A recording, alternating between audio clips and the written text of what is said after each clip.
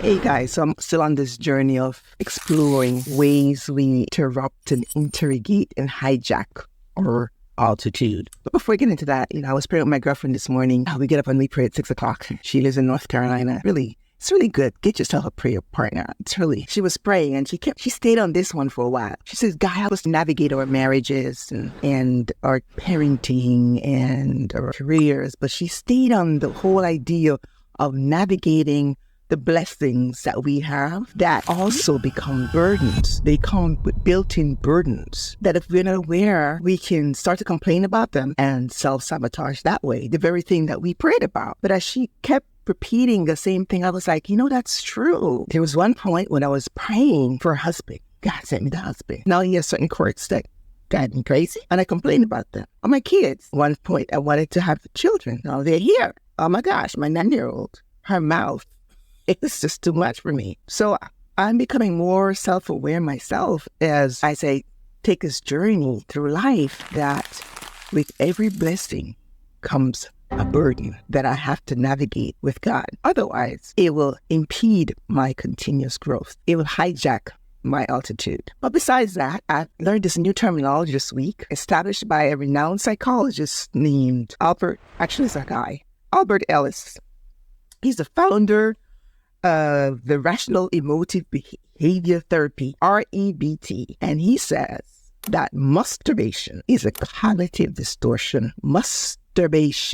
Read my lips. So masturbation is the idea that we put such rigid expectations on ourselves, so rigid that we go into a state of anxiety, depression, and dis-ease when it becomes clear that it's not humanly possible, or maybe it is possible, but you couldn't do it within the time frame that you gave yourself to fulfill it. And because of the stringent nature of these expectations that we burden ourselves with, we stay stuck because we feel like we failed, right? They're unrealistic expectations. It's things like, I must always be successful, or others must treat me fairly, or I should never make mistakes. Like, really? So masturbation is it's a cousin to shoulding. Like, I shouldn't have done that. I shouldn't do that. I should do this, or I should exercise more, or people should treat me fairly. It's shoulding.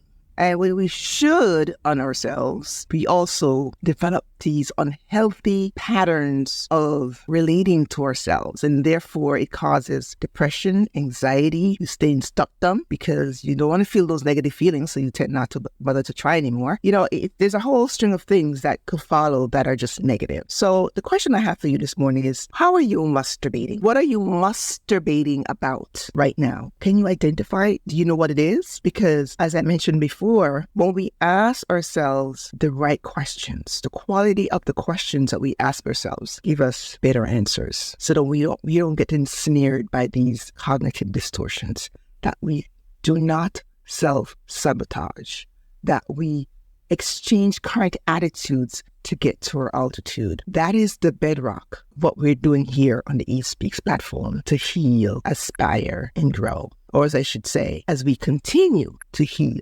aspire, and grow. What are you masturbating about? What are you shooting on yourself about? Why don't you just set small size goals and do a little bit today and perhaps a little bit tomorrow? I recently started going to the gym. Well, I've been going to the gym, but I have a trainer now. And if I decide that I'm not going to go see the trainer because I can't get all his contortions right and my muscles don't agree with all the things he's doing, I'm just not sure. It's an example of masturbation. And I'm tempted, right? Because the Lord knows it's painful. But because I'm aware, I go and I do what I can until I meet him the next time. See that? No stress. So ask yourself, what are you masturbating about? Until next time, consider that.